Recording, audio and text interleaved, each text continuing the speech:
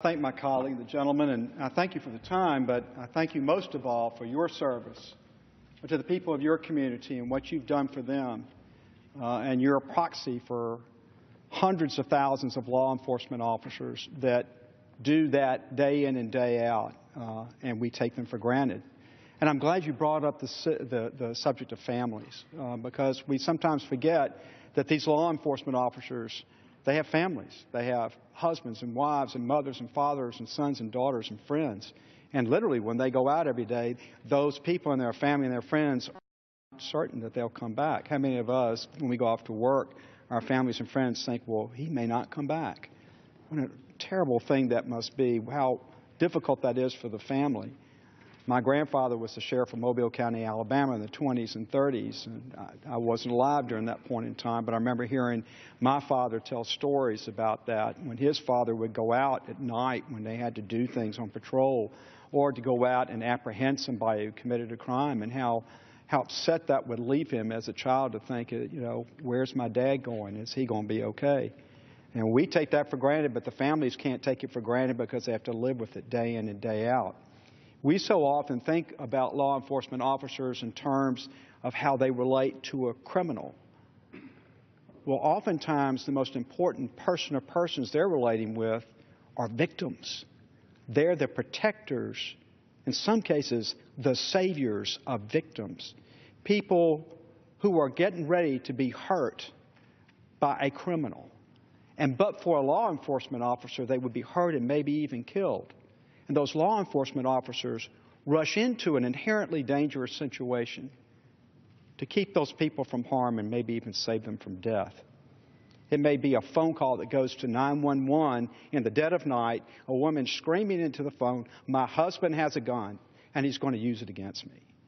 And a law enforcement officer is dispensed to that environment, not knowing in that highly emotionally charged moment whether that gun's going to be used on him or the person he's come to save. And time again, law enforcement officers find a way to diffuse that situation. No one is hurt. The person that's about to commit a crime is apprehended, is charged with a crime less than actually hurting somebody. But a person's been saved. A person's been saved from harm or perhaps death. And if you've ever been in that moment and been someone who's been a victim, when a law enforcement officer comes up and saves you in that moment, then you realize that but for those law enforcement officers who do that day in and day out, we could all be victims of a horrible crime. And we take that for granted. My wife, Rebecca, and I were victims of a violent crime. We were stopped one night by 3 young men who tried to rob us, had a knife, and said they had a gun. My wife was pregnant.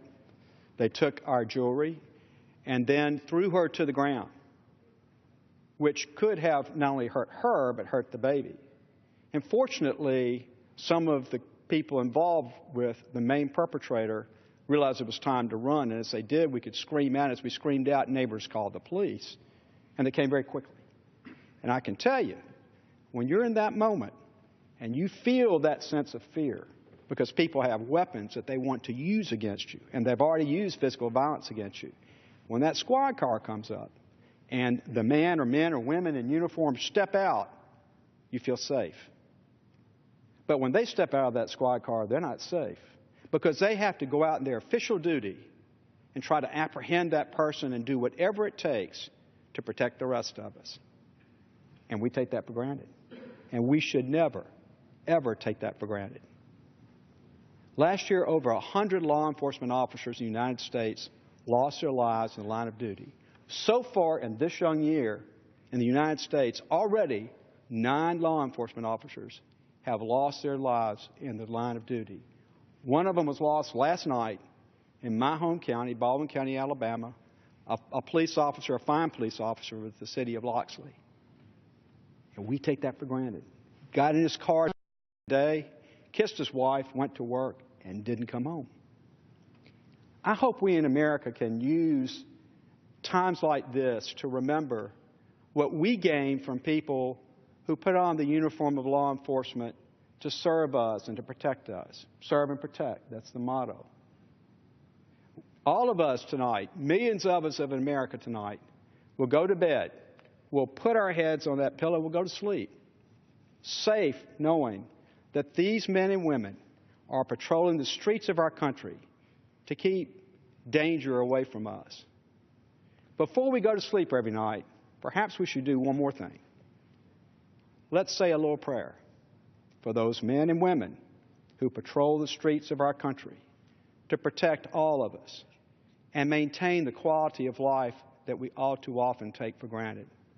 So I thank the gentleman for this time tonight, for your service to your community and to our country.